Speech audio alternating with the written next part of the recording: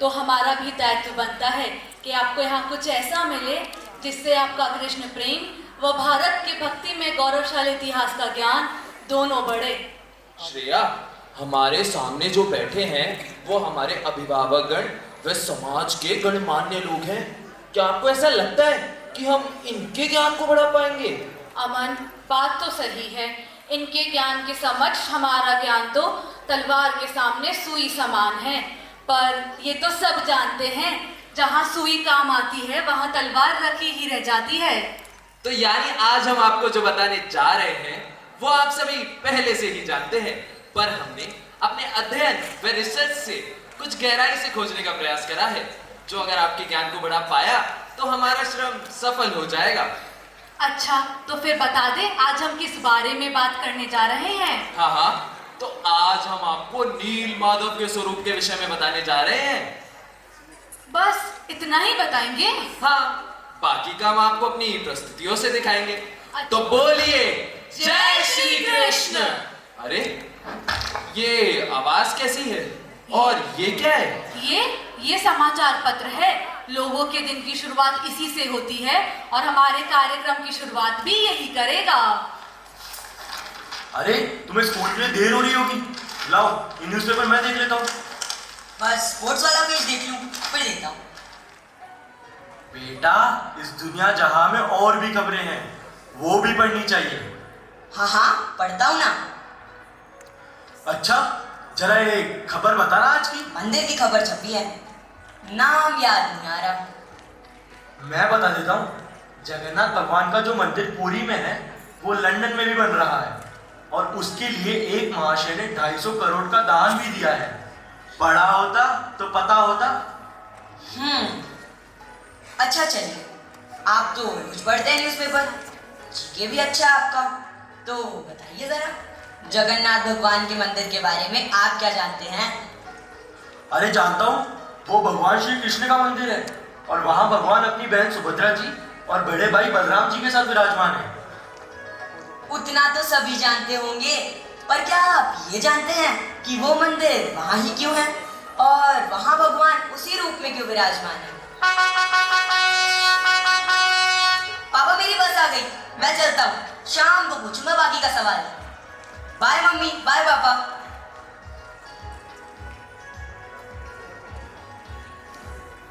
ये आज आजकल की पीढ़ी है, इसको सिखाना है तो पहले खुद अपना ज्ञान बढ़ाओ, नहीं तो लेने के देने पड़ जाएंगे। बात तो तुम्हारी सही है। हम अपनी संस्कृति को जाने बिना अपने बच्चों को कैसे सिखा सकते हैं? और उसके लिए हमें अपनी दिनचर्या से समय निकालकर कुछ सीखना पड़ेगा, कुछ समय अपने महान इतिहास को जानने में भी लगाना पड़ेगा। अब देखो, कहीं भगवान राधा जी के साथ है, तो कहीं अकेले ही हैं, तो कहीं अपनी पटरानियों के साथ। पर जगन्नाथ मंदिर में उनका रूप अलग है, तो सवाल तो बनता है ना। मैं सोच ही रहा था कुछ दिनों से, चलो अब मौका आ गया है तो अभी ही सही। पर एक बात तो है, सवाल उसका बहुत अच्छा था।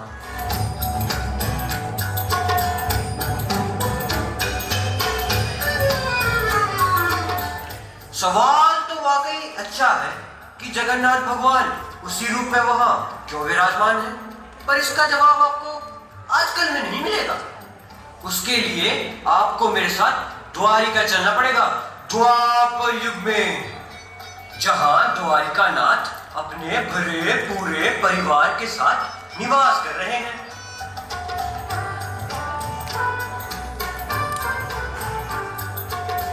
महारानियों की जय हो, आदेश कीजिए।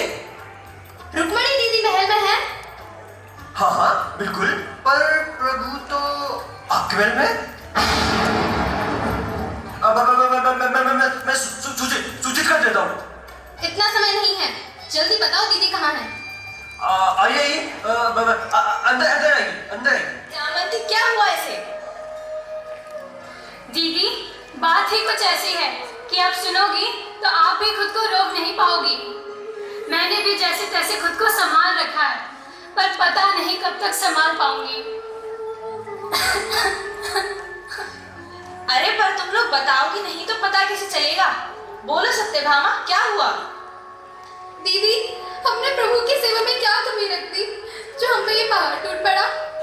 ओहो, कौन सा पहाड़ टूट पड़ा? अब कुछ बताएगी भी या नहीं, या रोती जाएगी? हुआ क्या?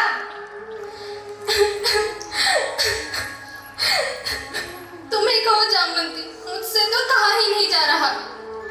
दीदी, स्वामी चाहे किसी के भी महल में हो, हमें यही लगता है कि वो हमारे ही साथ है। और आज जब वो सत्यभामा दीदी के महल में आराम कर रहे थे, तो शयनावस्था में वो एक ही नाम बोल रहे थे और बार बार बोले ही जा रहे थे। दीदी ने बहुत अच्छे से सुना। कौन सा नाम? एक ही नाम बस, राधे राधे। बताओ दीदी, हम में से किसी का नाम नहीं था तो बस एक ही नाम। कौन है ये राधा और कैसा है इसने जो वो भूल नहीं पा रहे? हमारी सेवा भी जिसके सामने फीकी पड़ जाती है, आखिर हम उसके जैसे क्यों नहीं बन सकती? मेरी तो समझ में ये नहीं आ रहा कि ब्रज में आखिर क्या हुआ था जो आज भी उनका मन वहीं रहता है। कभी कभी तो ऐसा लगता है जैसे वो यहाँ है ही नहीं। आखिर ये जानना भी तो बहुत आवश्यक है कि वहाँ ऐसा क्या हुआ था। हमारे सारे प्रयास बस इसी भरोसे के कारण होते हैं कि प्रभु को हमारी सेवा पसंद आ जाए, हम उनके मन को भा जाएं। पर इतना सब कुछ करने के बाद भी यही एक प्रश्न सामने आ खड़ा होता है कि वहाँ ऐसा क्या हुआ था जो प्रभु भुला नहीं पाते हैं। हाँ, ये प्रश्न मुझे भी कचोटता है कि हम प्रभु की अर्धांगिनी तो बन गए, पर उनके मन तक आज भी हमारी पहुंच नहीं। मैं तन मन से उनकी सेवा में लीन रहती हूँ, पर वो खोए ही रहते हैं। और मैं जब भी उनसे कोई बात करती हूँ तो वो सारी बातें छोड़कर बस वृंदावन की ही बात करते रहते हैं और उन्हीं स्मृतियों में खोए रहते हैं। दीदी, मुझे जानना है कि ब्रज में क्या हुआ था। आखिर ये सब जाने बिना ये कैसे पता चलेगा कि वो राधा कौन है? हमें ये सब कौन बताएगा? ये सब वही बता सकता है जो उस समय वहां था। यशोदा मैया तो ब्रज में ही रह गई, पर सौभाग्य से माता रोहिणी जी हमारे साथ हैं। उन्होंने वो सब लीलाएं देखी हैं, पर जब भी मैं उनसे प्रश्न करती हूँ वो टाल जाती है, बताती नहीं। आज वो नहीं टाल पाएंगी। आपने ही हमें पहले क्यों नहीं बताया? हम उनसे इस प्रश्न का उत्तर जानकर ही रहेंगे। आज उन्हें इस प्रश्न का उत्तर देना ही पड़ेगा। अरे चलो।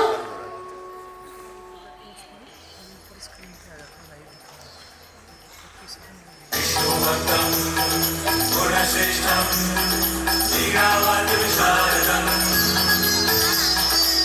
अरे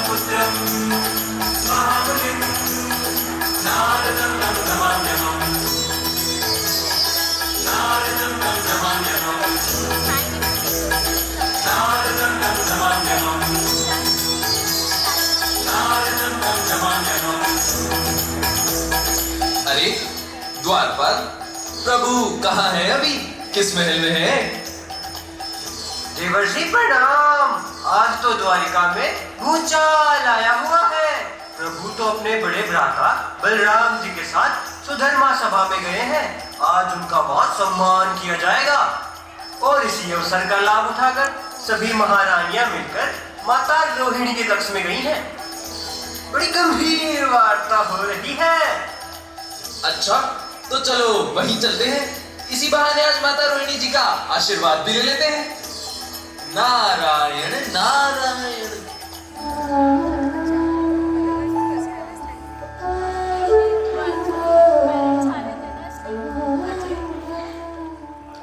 प्रणाम देवर्षि, आइए। आज आप बड़े सही समय पर आए हैं।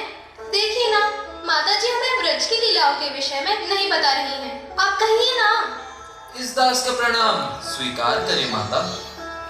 ये तो बड़े ही आनंद का विषय है कि सभी रानियां प्रभु के उस स्वरूप को जानना चाहती हैं, जिसके विषय में योगी जन निरंतर ध्यान करते रहते हैं, फिर भी जान नहीं पाते। आपसे बढ़कर यहाँ और कोई नहीं है जिसने उन लीलाओं को प्रत्यक्ष देखा हो। इन पर इतनी कृपा कीजिए। आपका कहना ठीक है नारद जी, पर मुझे एक ही बात का डर है, इसलिए मैं नहीं बताना चाहती। वो क्या है माता? वो ये है कि अगर कृष्ण बलराम ने लीलाएं सुन ली तो उनको रोकना कठिन हो जाएगा और वो सबको छोड़कर या तो व्रज चले जाएंगे या फिर व्रज को याद कर बहुत ही दुखी हो जाएंगे। और अगर ऐसा हो गया तो मैं बहन देवकी को क्या उत्तर दूंगी? इसी कारण से ही तो मैं ब्रज लीलाओं की चर्चा यहाँ नहीं करती हूँ। अगर वो दोनों यहाँ आ गए तो? माता,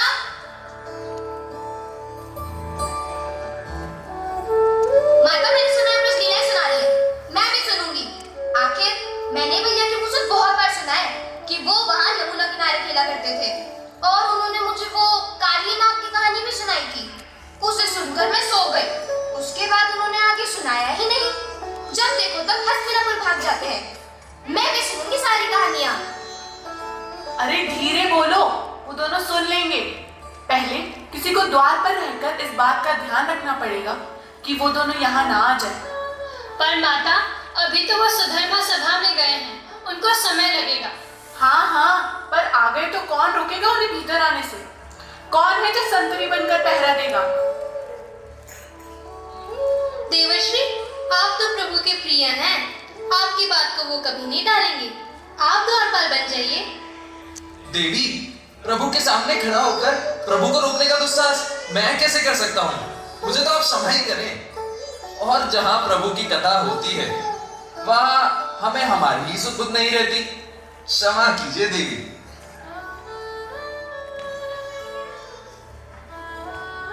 सुभद्रा जी, आप तो प्रभु से छोटी हैं। आपकी बात को वो कभी टालते नहीं और आपकी त्रुटियों को भी क्षमा कर देते हैं। आप हमारी सहायता कर सकती हैं और कोई नहीं है जो प्रभु को रोक सके। आप मान लेंगी तो हम सब उनकी ब्रज लीलाएं सुन पाएंगी। हम आपसे प्रार्थना करती हैं। हाँ हाँ, हम आपसे प्रार्थना करती हैं। हाँ हाँ, मुझे स्वीकार है, पर मैं भी द्वार पर खड़े रहकर सभी लीलाएं सुनूंगी। क्या पता बाद में माता ना सुनाए तो? फिर मुझे कैसे पता चलेगा कि भैया वहाँ पर कौन कौन से खेल खेला करते थे? माता, अब तो सभी समस्याओं का समाधान हो गया है। अब हमें ब्रज लीला सुनाइए।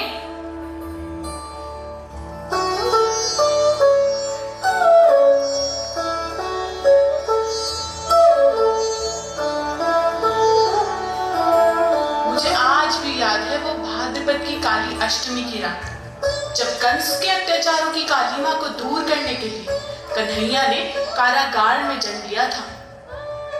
जमुना जी को पार करके कन्हैया ने अपने पिता के साथ गोकुल की यात्रा की। पर जितनी काली वो रात थी, उससे भी कहीं अधिक चमक से भरा था वो दिन। जब कान्हा के जन्म की सूचना पाकर हर कोई भागा जा रहा था नंद बाबा और यशोदा जी को बधाई देने।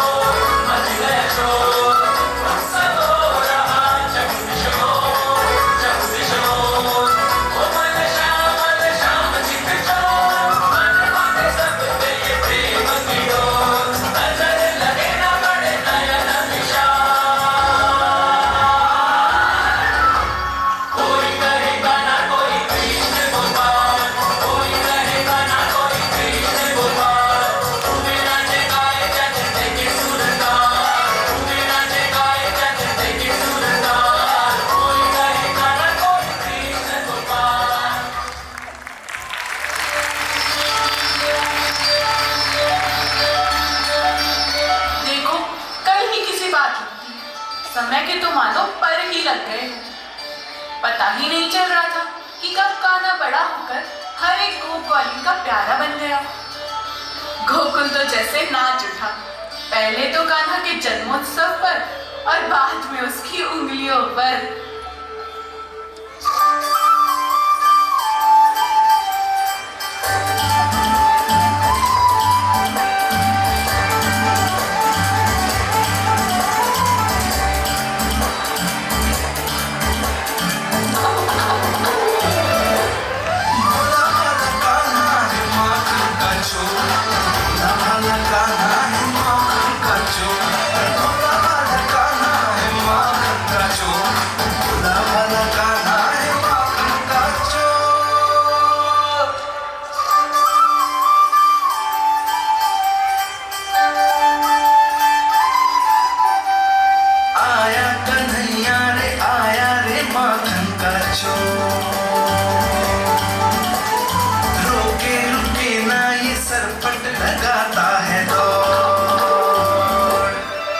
ना ध्वनि कोई हो ना पता कुछ लगे, आए चुपके से ग्वालों की टोली। चाहे कितना बचाओ छिपाओ कहीं, सारा मक्खन ये कर जाए खाली। मुख से तो लगता है सरल ये बड़ा, भीतर से चंचल ये छल से भरा है ये नटखट बड़ा चिंचोर। भोला भाला कान्हा है माखन का चोर, स्वयं हाथ से अपनी ये बाटे, पूरी टोली को माखन खिलाए। बड़ा नटखट है नंद किशोर। भोला भाला कान्हा है माखन का चोर, भोला भाला कान्हा है माखन का चोर, भोला भाला कान्हा है माखन का चोर, अरे भोला भाला कान्हा है माखन का चोर।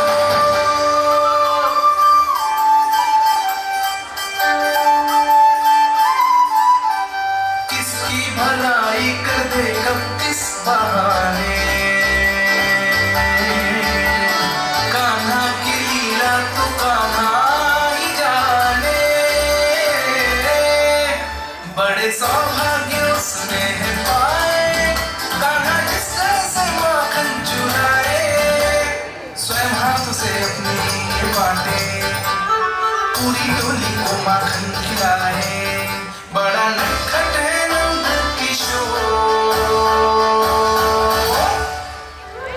भोला भाला कान्हा है माखन का चोर, भोला भाला कान्हा है माखन का चोर, भोला भाला कान्हा है माखन का चोर, अरे भोला भाला कान्हा है माखन का चोर।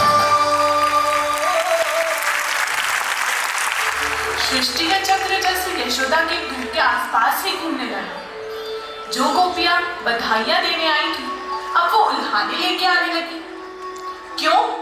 अरे उनको रोज माखन चोर के दर्शन जो करने होते थे, और जिस दिन दर्शन नहीं होते थे उस दिन पहुंच जाती थी सबकी सब शिकायत के बहाने। असल में तो वो कन्हैया को देखना ही चाहती थी कि किसी बहाने से बस उसकी एक झलक मिल जाए। अरे बहन यशोदा, लाओ मुझे दे दो। कान्हा आ गया क्या? हाँ, दोनों भाई अभी ही लौटे हैं, आराम कर रहे हैं। मैं तुम्हारी ही राह देख रही थी। मैं गौशाला जा रही हूँ, मथुरा से कुछ दूत आए संदेशा लेकर। अभी लौटती हूँ कुछ देर में। हाँ हाँ बहन, आप जाओ, मैं कन्हुआ और बलुआ के लिए भोजन की व्यवस्था कर देती हूँ। ए मैया, तनिक बाहर आओ। कहाँ है तेरा छोरा? अरे मैंने तो किसी को नहीं बुलाया, फिर ऐसे सबकी सब अचानक। अरे मैया, हम कोई गीत गावे को नहीं आई है, शिकायत करने को आई है, शिकायत करने को। सबकी रात पर बंद कर रखा है। कहाँ है तेरा छोरा? अरे पर बात तो बता, क्या शिकायत है मेरे छोरा की, बोल। हाँ हाँ, हम क्या चुगलखोर हैं? पीठ पीछे नहीं, मुंह पे सुनाएंगी खरी खरी। पहले बुला तेरे छोरा को। अरे कान्हा, ओ कान्हा, अरे इधर तो आता नहीं, देख तुझसे मिलने कौन आया है। क्या है मैया, नींद से जगा दिया, सो रहा था मैं। देखो मेरे मासूम से लल्ला को, ये तो कुछ कुछ कर ही नहीं सकता। अब बोलो, करो शिकायत।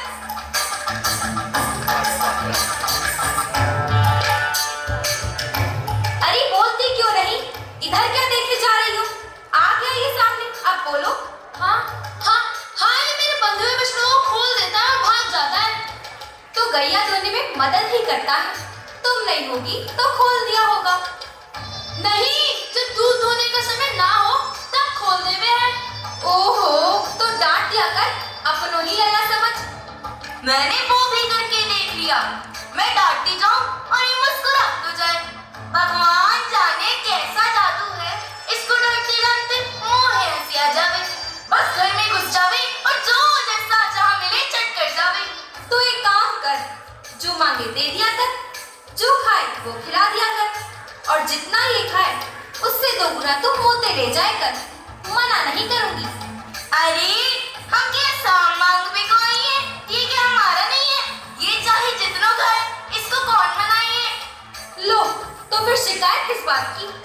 शिकायत इस बात की है कि एक दिन ही आया तो एक बड़ा सा थाल माखन मिश्री का मैंने परोस दिया और मैंने कहा कि लल्ला चाहे जितना खा ले और चाहे तो बता दे और परोस दूंगी। हाँ तो बोला, ए गोपी, तूने क्या मोए भिखमंगो समझ रखा है? तुम मेरे घर में आके खा जा, मेरे घर में क्या करनी है? मैं बोली, लल्ला मोए पतो है तू बड़े बाप को बेटा है, तो चोरी क्यों करे फिर? तो हंसकर बोला, चोरी के बाद में बड़ा स्वाद आवे। अब बता। तो छीके पे लटका दे माखन को, हाथ ही नहीं आवेगा तो कहाँ से खाएगा? अरे मैया, पूरी मंडली बना रखी है इसने। नाम भी धर रखो है, माखन चोर गोपाल मंडली। जहाँ भी माखन दिखे एक दूसरे पे चढ़कर उतार लेवे, खुद खावे, ग्वालन को खिलाए, जब पेट भर जावे तो बंदरन को लुटावे। बंदरन को भी लुटावे? हाँ मैया, और हद तो तब होवे मैया जब बंदरन का भी पेट भर जावे और बंदर भी पेट पकड़ पकड़ कर भाग जाए। तो पता है क्या बोले? क्या? मटकी को सूंघने लग जाए और नाक से कोड़ने लग जाए और कहे, अरे राम राम, कितनो सड़ो माखन है कि बंदर भी ना खा रहे हैं। इतनो सड़ो माखन कौन ने खा लियो तो मर भी जाए वो। इतना कह के मटकी तोड़ के धड़ाम से भाग जाए। मैया, मेरी भी सुन ले। हाँ, अब तू भी सुना दे। मैया, मैं तो गरीब हूँ, ना मेरे पास गैया है ना ही गोरस। जैसे तैसे दाल रोटी से गुजारा हो गए। ले, तू शिकायत किस बात की? तेरा क्या ले लिया? एक दिन ये घुस गया मेरे घर, 2 घंटे तक ढूंढता रहा। जब घर में कुछ था ही नहीं तो हाथ कैसे लगेगा? जब कुछ न मिला तो 50 तो गालियां दी आंगन में खड़ी हो गई। पता है क्या बोला? अरे राम राम, ये घर है या मरघट? ऐसे घर में तो आग लगा देनी चाहिए। मेरे 2 घंटे बर्बाद हुए यार। एक भी चीज खाने पीने की नहीं मिली, ना जाने किसका मुंह देखा था सुबह सुबह। जब गाली देके भी इसका मन न भरा तो एक कमरे में घुस गया। उस कमरे में मेरी छोरी सो रही थी, उसकी चोटी को खटिया से बांध दिया और फिर कान में जोर से चिल्लाया, हवा। वो समझी कि हवा आ गए तो भागी, पर चोटी तो बंधी थी। तो उसे लगा हवा ने पकड़ लियो, तो जोर से चिल्लाई, मैया हवा ने पकड़ लियो, मैया हवा ने पकड़ लियो। पर मैंने इसे भाग से देख लिया था, तो मैंने उसे कहा, बिटिया वो नंद का छोरा था, कोई हवा नहीं था। अब बता, जिसके घर खाने पीने को हो वो भी परेशान और जिसके घर कुछ ना हो वो भी तंग। मेरा छोरा इतना नटखट है, इतना चंचल है, पर मेरे सामने तो बड़ा सीधा बन के रहता है। अरे, मैंने दूध चूल्हे पे रखा था, उफर गया सारा। कर लो सबके सब शिकायत। तुम लोगों की इतनी हिम्मत, आज मेरे घर ही आतंकी। अब देखना, मेरा नाम भी नंद को लाला नहीं, अगर एक की खबर नहीं ली तो। देख देख भैया किसे आगे दिखा रहा है। तुम सबने शिकायत कर ली और मैंने सुन ली। अगर मेरा छोरा वास्तव में चोर है तो रंगे हाथों पकड़ के दिखाओ, मैं मान जाऊंगी। नहीं तो फालतू में मेरे खाना को बदनाम न करो। हाँ, ठीक है, जिस दिन पकड़ में आएगा ना उस दिन बात कर लेंगे। हाँ, उस दिन बात कर लेंगी, बता देंगी, देख लेंगी। देख बेटा, भगवान को दियो सब कुछ है अपने पास, फिर तो क्यों इनके घर जाता है? अरे बदनाम हो जाएगा और फिर तेरा ब्याह नहीं होगा, जिंदगी भर ऐसे ही डोलते फिरियो फिर। मैया, ये सब गोपियां ना बहुत बड़ी झूठी हैं और तो भोली भाली है। इन सब की बातों में आकर हाँ में हाँ मिलाने लग जाती है।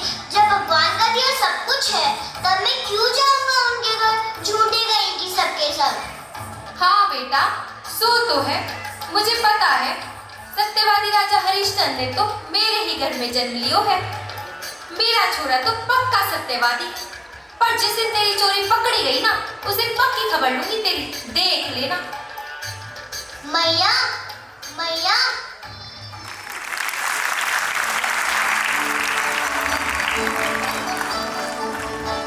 माता, पर के बाद में गोपियों का माखन भैया ने नहीं चुराया या उनके घर नहीं गए फिर? अरे सुभद्रा, वो तो प्रभु के दर्शन की चाहना में फिर से उन्हें पुकारा करती और कान्हा भाव का भूखा फिर पहुंच जाता उनको दर्शन देने। और फिर उसने कितने ही विघ्नों से गोकुल को बचाया भी तो, पर जब कंस के अत्याचारों से सब तंग आ गए तो वृंदावन चले गए।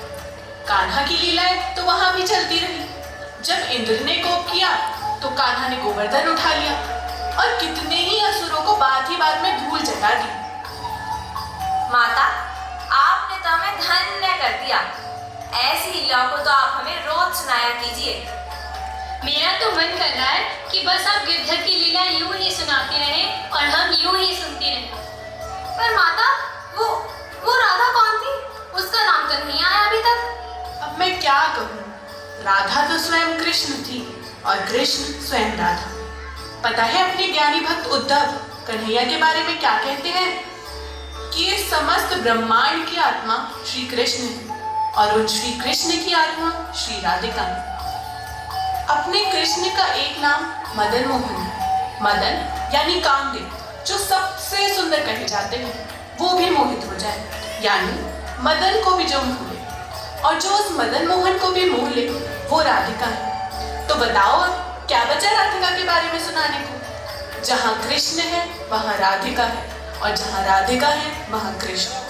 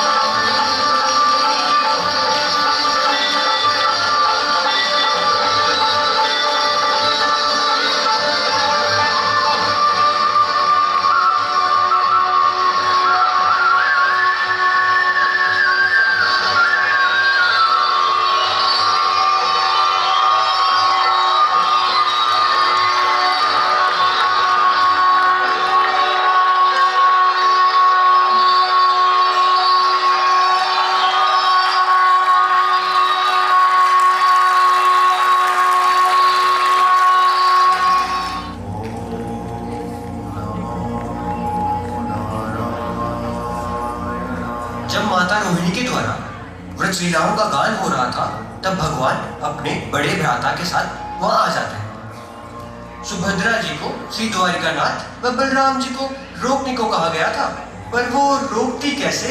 उनको खुद का भान होता तब ना, वो तो खुद को ही भूल चुकी थी।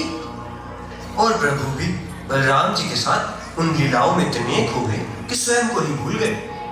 जब नारद जी ने ऐसी सुंदर छवि देखी तो खुद को रोक नहीं पाए, तो प्रभु से कह बैठे, हे प्रभु, आप तीनों की ये छवि कितनी प्यारी है।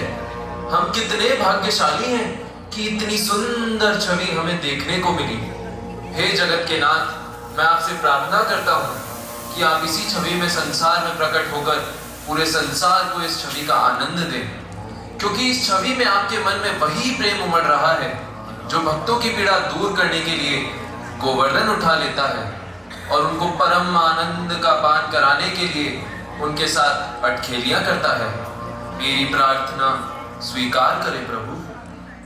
हे नारद, आपने मेरे व्रज के अनुराग में भक्तों के प्रेम को इस छवि में अनुभव किया और मुझे जगत के नाथ के रूप में संबोधित किया।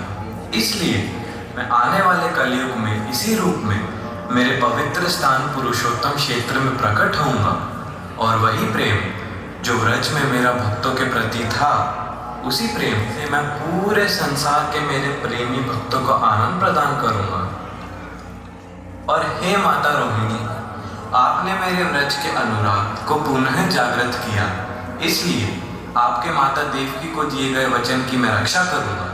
आप चिंता ना करें, पर इस रूप में व्रज की अनुभूति मेरे मन में हमेशा रहेगी और ये रूप इसीलिए साक्षात मेरा हृदय ही होगा।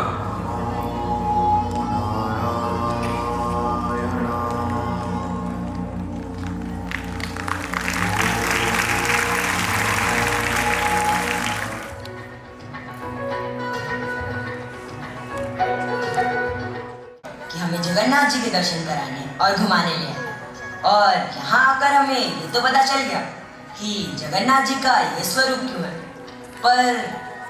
पर तुम्हारा दूसरा प्रश्न कि जगन्नाथ जी का मंदिर यहाँ ही क्यों है और किसने इसे बनाया, अभी भी वैसा ही है, जिसका जवाब नहीं मिला है। और जिसका जवाब देने का सही समय अब आ गया है। हाँ बिल्कुल, मेरे सभी सवालों का जवाब देना आपका परम कर्तव्य है पिताश्री। अरे बड़े आदर संस्कार आ गए हैं तुझमें तो। माताश्री, आप मेरे जीवन के परिवर्तन की साक्षी हैं।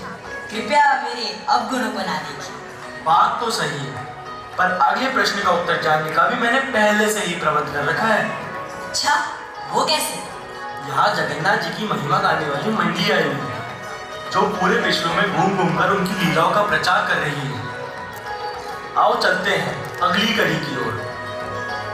अच्छा, तो ये इंटरमेशन था, पर मुझे तो किसी ने बताया ही नहीं। धैर्य रखो तात, शीघ्र ही सब पता चल जाएगा।